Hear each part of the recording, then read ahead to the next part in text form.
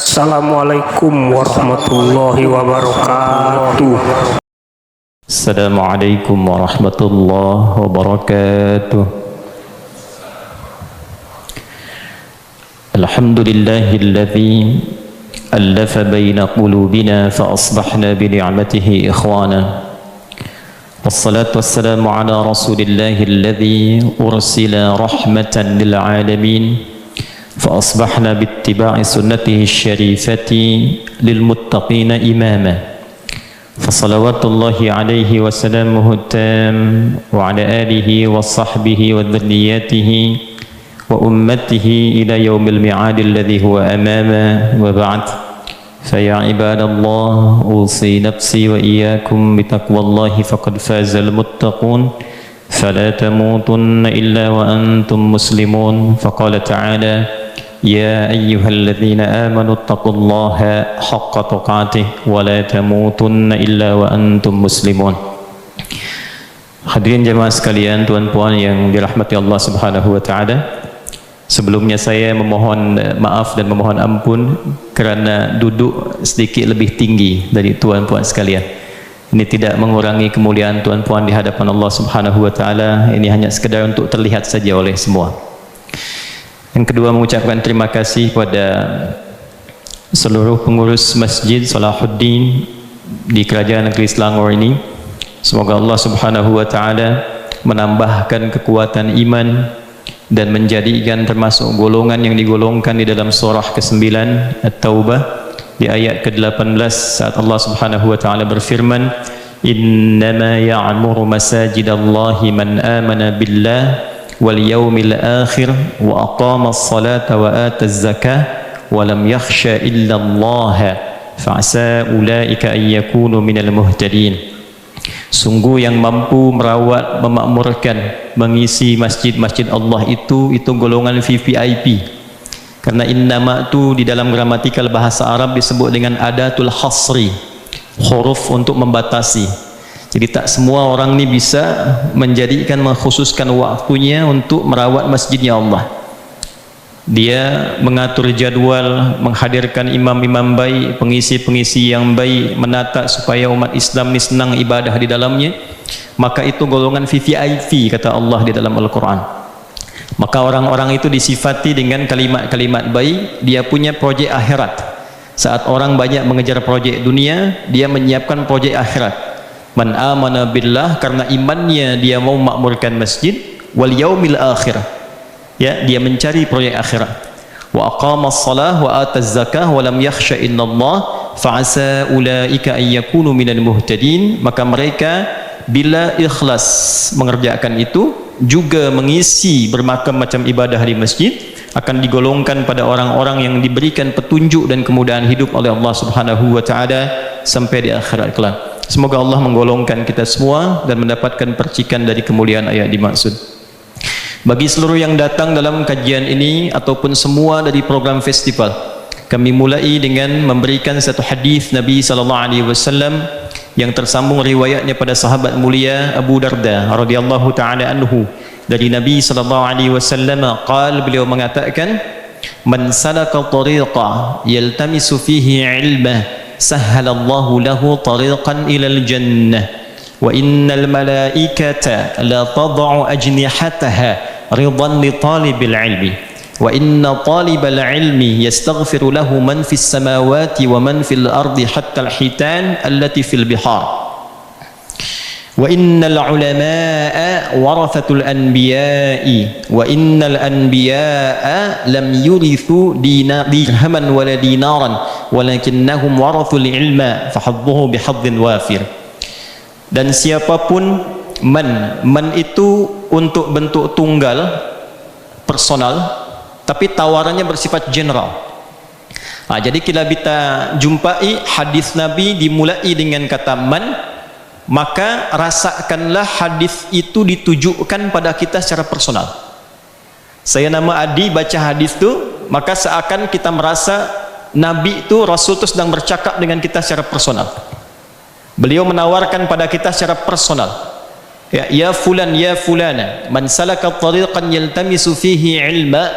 Siapapun baik dia laki-laki, perempuan, tua, muda, besar, kecil, punya jabatankah, tak punya jabatankah, ya, kemudian dia berupaya melangkahkan kakinya, berangkat dari tempat dia duduk, dia tinggal, dia gunakan waktu, tenaga, fikiran, dia niatkan satu sahaja, tidak ada yang lain, tidak untuk buat ambil gambar, tidak untuk update status, ya.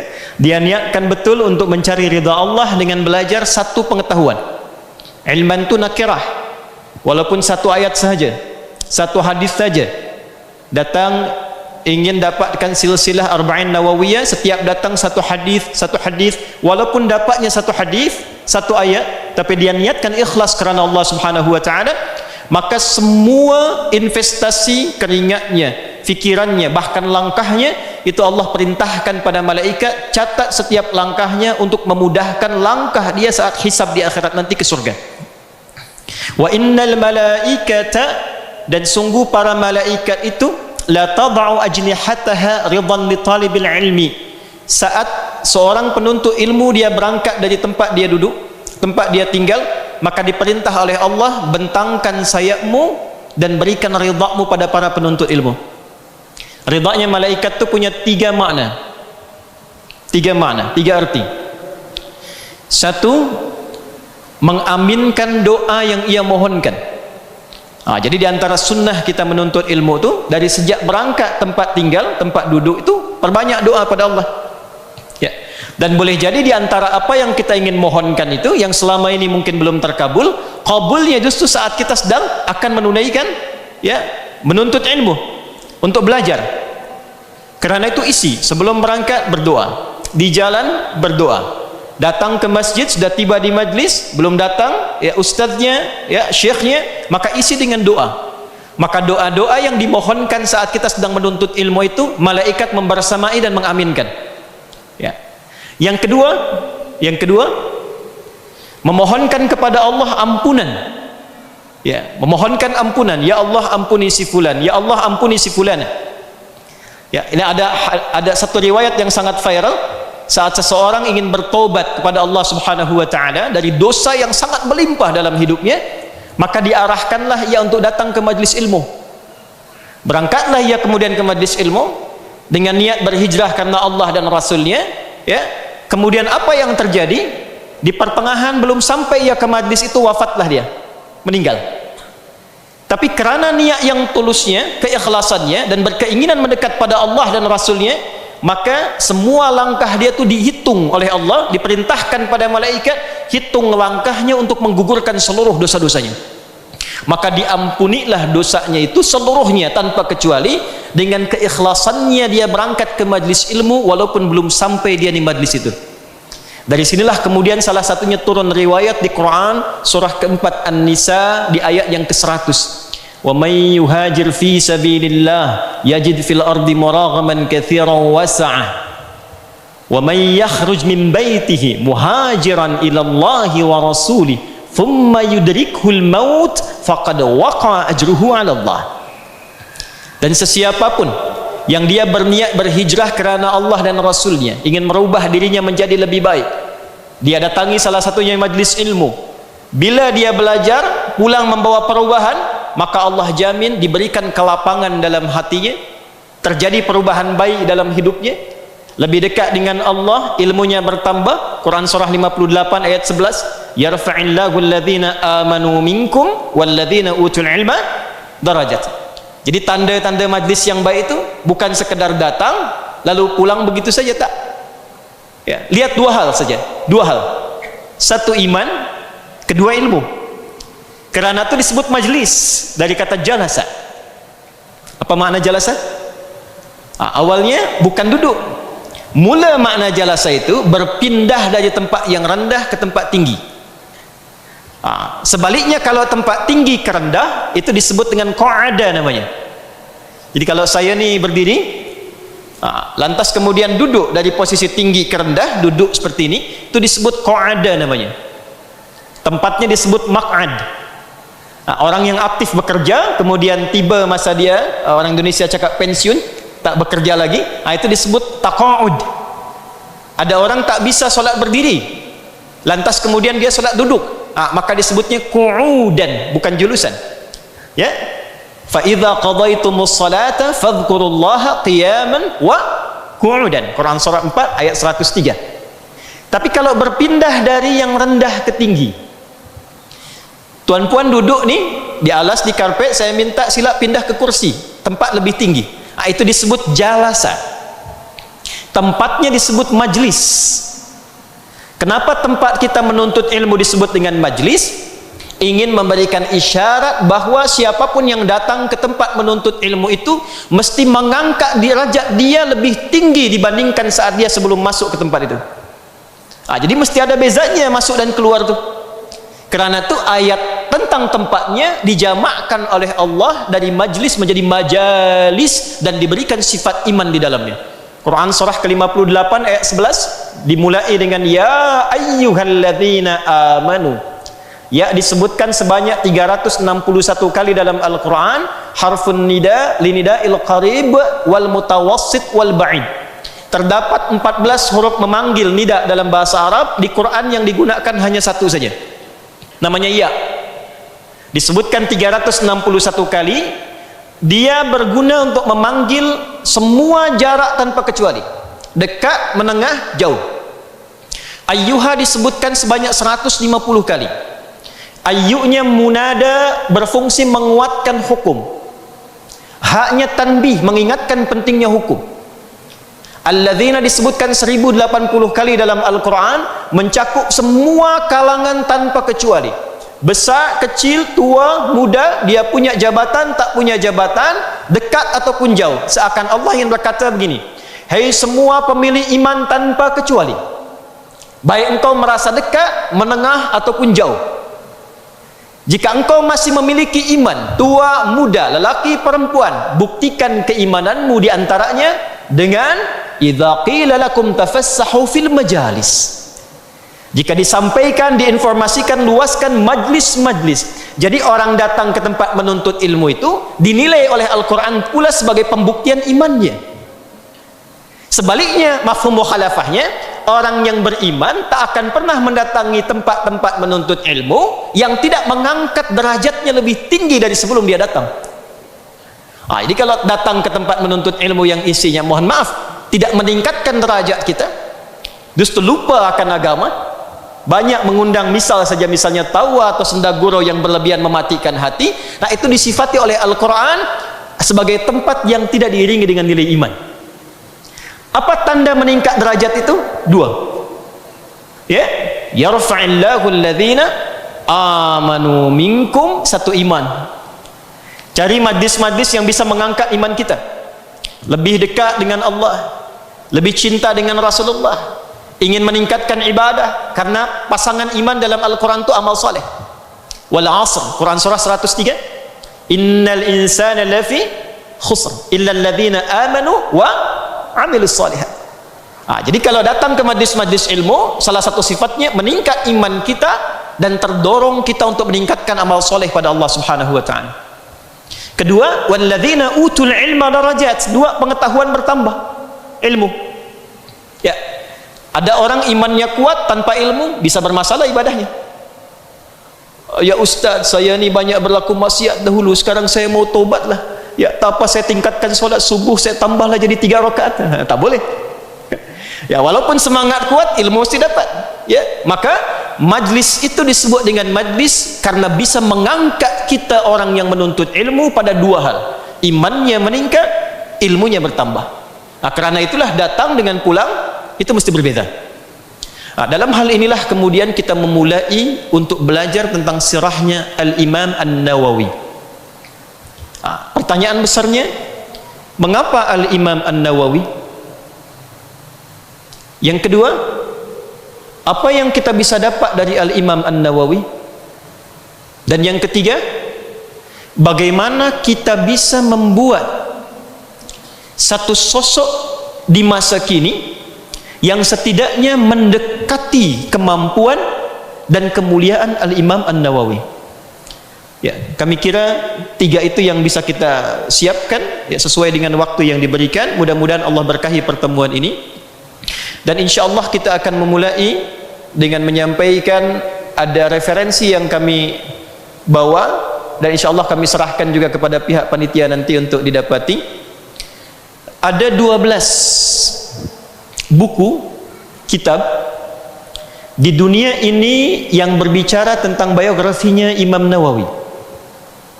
12 ini itu yang otoritatif, yang banyak menjadi rujukan, dan di antara 12 itu kami membawa 3 kitabnya yang paling dekat masanya ke masanya Imam An-Nawawi. Jadi dari 12 referensi, 12 kitab, kami bawakan 3. Ini sengaja saya fotokopikan supaya nanti kalau tuan-puan mau mencari pun di Google itu bisa dapat insyaallah. Ya. Yang pertama ada kitab bernama Tuhfatul Talibin. Ini kitab disusun, ditulis oleh murid langsung Al-Imam An-Nawawi. Beliau lahir 23 tahun ya setelah Imam An-Nawawi. Imam An-Nawawi lahir 631 Hijrah. Ya, beliau lahir 23 tahun setelahnya, 654 Hijrah. Ya, beliau bernama Syekh Alauddin, gelarnya. Nama aslinya Ali bin Ibrahim Al-Attar. Syekh Ali bin Ibrahim Al-Attar. Beliau menuliskan kitab Tuhfatul Talibin dan dituliskan biografinya Imam An-Nawawi sesuai dengan pengalaman beliau saat mendampingi Al-Imam An-Nawawi. Jadi dari sekian banyak Imam An-Nawawi punya murid, di antara murid yang paling beliau sayang inilah orangnya. Ya, Syekh Ali bin Ibrahim Ibnu Al-Attar, Syekh Alauddin. Ini yang pertama. Kemudian yang kedua, ada pula kitab yang kami bawakan. Ini karya Syekh As-Sakhawi. Ya, Syekh As-Sakhawi. Beliau berasal dari Mesir, kelahiran 831 Hijrah. Syekh As-Sakhawi ini seorang sejarawan, ahli sejarah, pakar. Kemudian juga ahli dalam bidang adab, ahli hadis, ahli fiqih, ahli Quran. Di antara kitab yang beliau tuliskan, ya beliau menulis terkait dengan Al-Imam An-Nawawi. Ya. Al-Minhal Al-Azbur Rawi fi tarjamati Al-Imam An-Nawawi. Ini kami bawakan boleh. Ini masih nuskhahnya makhtutat dari Al-Azhar. Ya. Nanti insyaallah kami serahkan ke pihak panitia. Kemudian yang ketiga, masa yang juga dekat kepada Al-Imam An-Nawawi, karyanya Syekh Jalaluddin As-Suyuti, Al-Manhaj As-Sawi fi tarjamati Al-Imam An-Nawawi. Ya, beliau lahir 849 Hijrah. Nah, dari 3 ini insyaallah kita kumpulkan menjadi referensi, lalu kita uraikan apa yang akan kita bahas di pertemuan pagi menuju siang ini insyaallah. Bismillahirrahmanirrahim. Mari kita mulai. Mengapa Al-Imam An-Nawawi? Hadirin tuan-puan rahimani rahimakumullah, Imam An-Nawawi adalah di antara ulama yang satu namanya, 2 keluarganya, 3 desanya, 4 ilmunya, 5 amalnya diberkahi oleh Allah Subhanahu wa taala. Berkah itu bermakna ziyadatul khair wastimraruhu. Jadi kalau saya boleh berdiri kemudian kita tuliskan supaya bisa diketahui. Maaf saya tanya, puan di belakang nampak ini terlihat? Jelas ya? Jelas. Terlihat, belum ditulis sudah terlihat. Tebal sekali imannya ya. Barakah. Bismillah. Barakah. Kita mulai ya. Bismillah. Adalah ziyadatul khair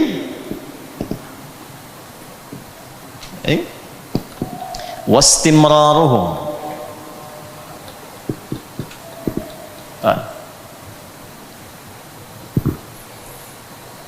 Ziyadatul khair, bertambahnya satu kebaikan.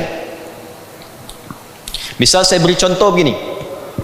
Ini ada minuman, bagaimana kita bisa tahu kalau minuman ini berkah? Ya. Minuman ini bisa diketahui berkah bila satu ziyadatul khair, apa yang kita minum ini memberikan energi pada kita untuk bisa berbuat baik.